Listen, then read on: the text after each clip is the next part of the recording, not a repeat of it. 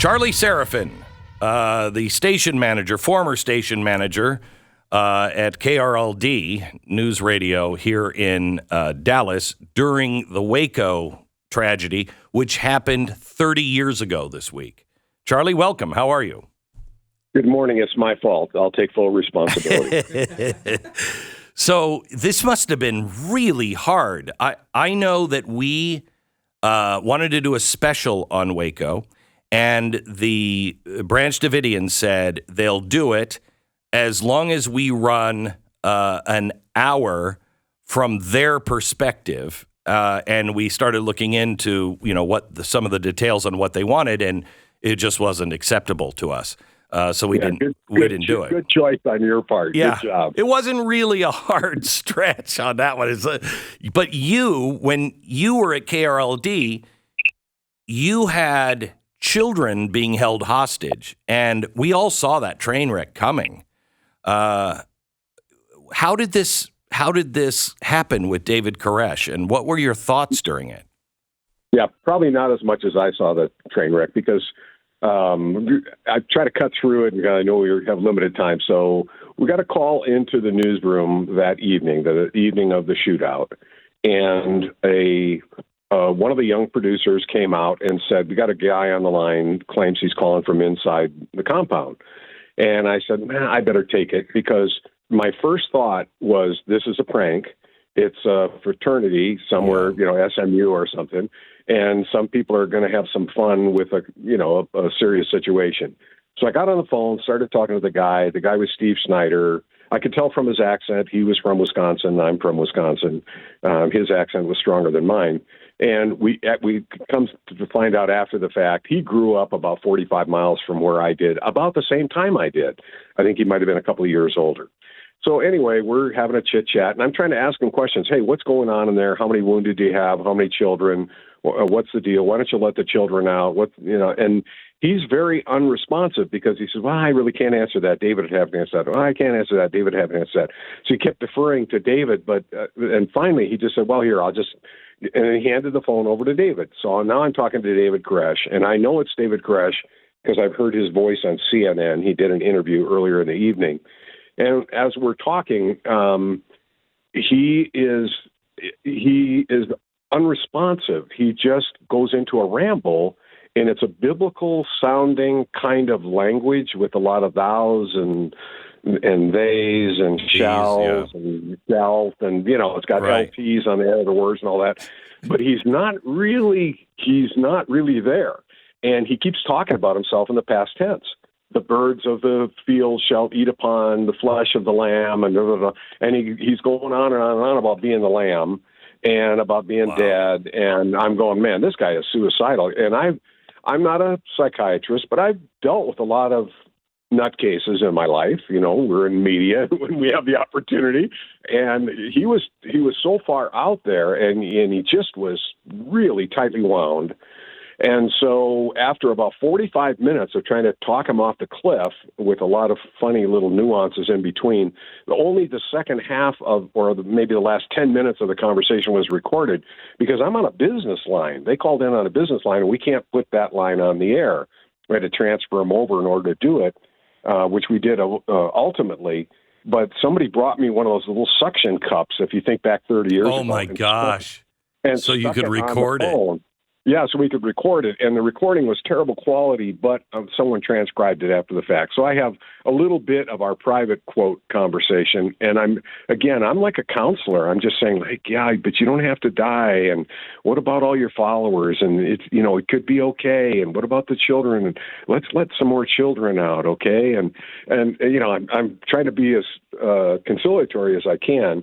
And we put him on the air for a little bit, and he launched into his biblical gibberish, I would call it, and then the rest is history. And people know most of those stories, but what I have to share with you, Glenn, is just kind of bizarre. When you live through a traumatic experience, and it was a traumatic experience for me. I'd interviewed some FBI agents, and I'd seen them at the scene of crimes, and I covered a lot of stories and stuff like that. But I never had FBI agents calling me at my house in the middle of the night, and I never had the code words with ATF so we could make sure it was really them. And I had never been involved, and I'd never been attacked by the journalism community, which the American Society of Professional Journalists and the Columbia Journalism Review and all these people, and they're all going like, "Oh, these terrible people! They inserted themselves into the story. How could the government?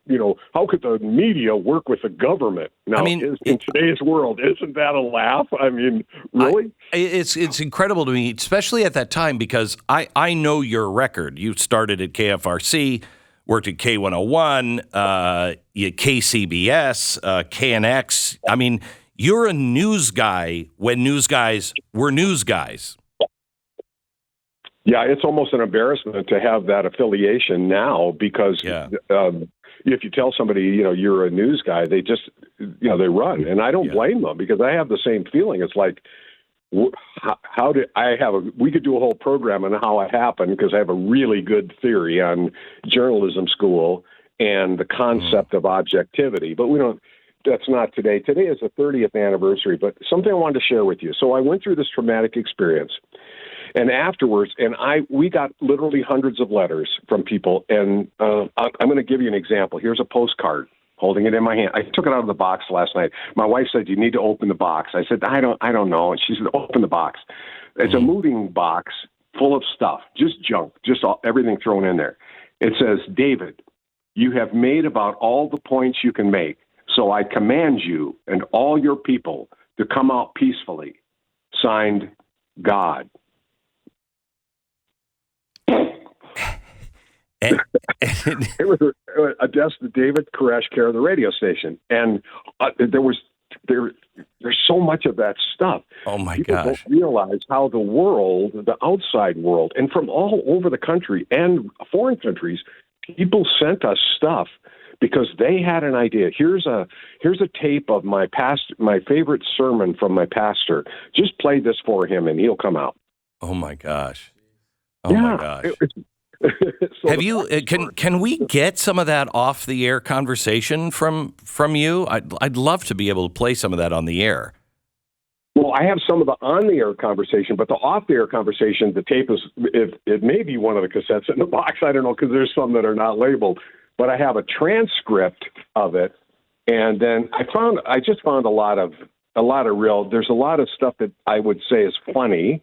Because it probably wasn't funny at the time. The people were sincere in trying to solve the problem. I found a letter from a guy from New Jersey who wrote to the president of NBC News on my behalf. I don't know who he is. I had no relationship. And he told them that the guy's name was Michael Gartner at the time. And I did 2 days of interviews with Brian Gumbel on live. And that was difficult because he kept asking me about his, David's state of mind. And I didn't want to say the guy's a nutcase and he's suicidal because I was afraid he would be listening and that would be enough to set him off. And the next thing you know, we'd see flames coming out the windows, which we saw eventually. And when you saw how it ended, what were your thoughts about ATF and FBI? Well, my thoughts about ATF were consistent from the beginning, just because of my personal interchanges with them. I had an ATF agent come into my office and say, "Give me a copy of the tape of the interview you guys did a couple nights ago." There were fugitives that were on the run, and they were outside, Davidians that were outside the compound, and they were all scattered. They were running as fast as they could, but they would stop at pay phones or at friends' phones or whatever and call in to the overnight show at the radio station. Wow. And then we would run tape on it, and I had those tapes, and I knew that eventually somebody would come for him. So this ATF guy comes in and says, "Give me a copy of the tape of so-and-so." And I said, "Hey, I got it right here on my desk. Give me a subpoena."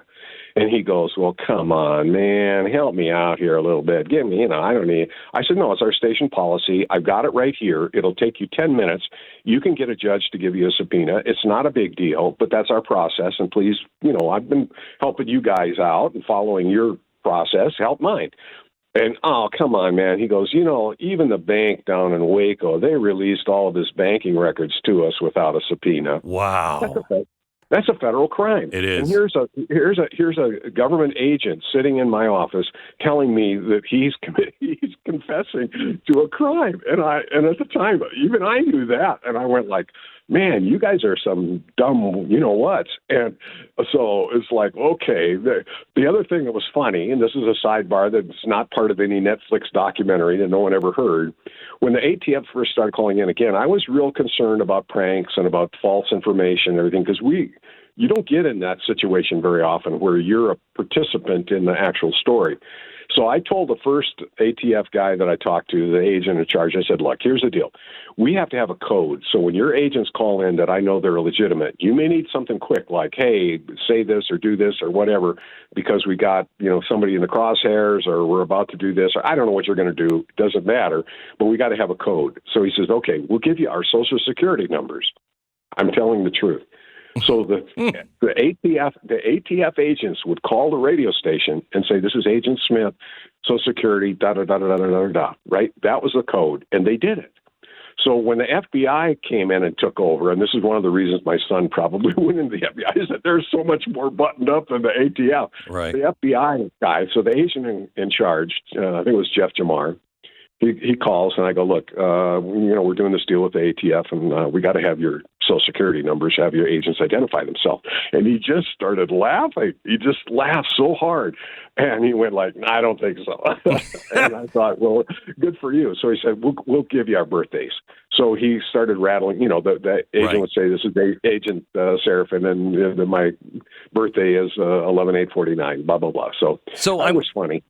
Charlie, do you have a second to hang on for just a couple more minutes? Oh, sure, yeah. Okay, good. I'm here as long as you need me. All right, let's take 60 seconds and then back with Charlie Seraphin. It is the 30th anniversary of the raid on Koresh and the Branch Davidians, and he was here in town at KRLD covering it and interacting with David Koresh. So, Charlie, as your son grew up, he heard you talking about all of this, and I think that he probably looked at his dad, who had a lot of integrity, and also this instance that you had to have shared with him many times, and your reason on ATF, FBI.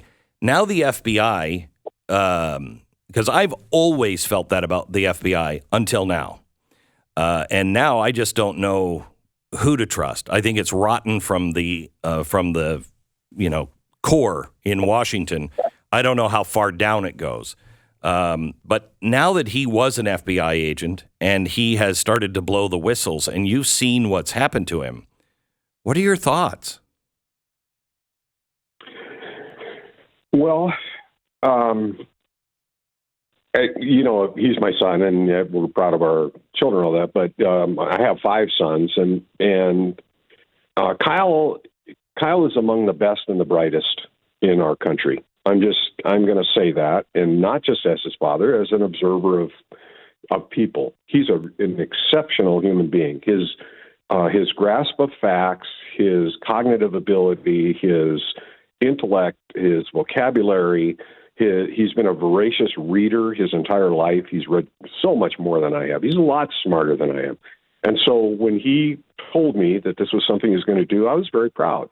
And when I went to Quantico and went to the graduation, listened to the speeches, and especially when I met the agents who graduated at the same time with him, man, oh man, if you wanted to put together, the all-American team, that's what they were. These are awesome people, former military, former police officers, physically fit, weapons experts, sharp as tacks, really just an incredible group of co-workers.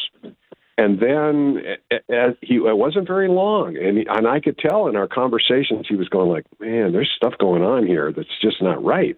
I mean, almost from the beginning. Well, actually from the beginning. Jim Comey gave the graduation speech, and I was there with Kyle's mom, and we listened, and I came away and I went, wow, that's a really good speech. And Kyle goes, nah, BS. I go, what do you mean? He goes, I've heard it 5 times already.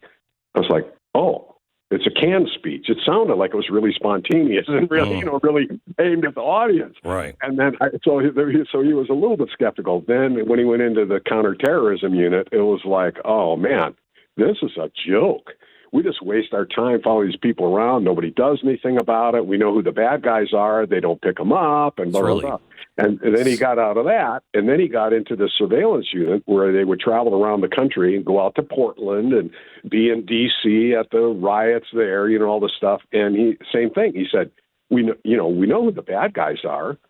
His first assignment, which he doesn't talk about. His first assignment was one of them was for the Trump inauguration. Wow. And there was a young guy that was shining lasers at helicopter pilots' eyes, trying to blind them to make a helicopter crash into the into the celebration. And Kyle was teamed with a Secret Service agent, and they went out and they found the guy. They watched and they saw the thing going up through the trees, the laser, and they went over and the guys went into a restaurant. There were 5 of them, and they went into the restaurant. Kyle and his partner went in. They arrested the individual with the laser.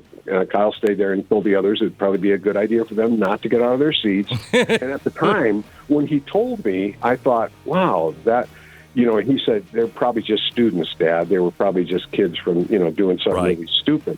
But as time went on and we learned about Antifa, which we didn't know about, and wasn't publicized back then, he says, now, those are definitely Antifa. There was no question of it. They were organized. I can't thank you enough for coming on and sharing all of this information and being the dad to Kyle that you have been. American patriot, truly, I think. Charlie, thank you so much.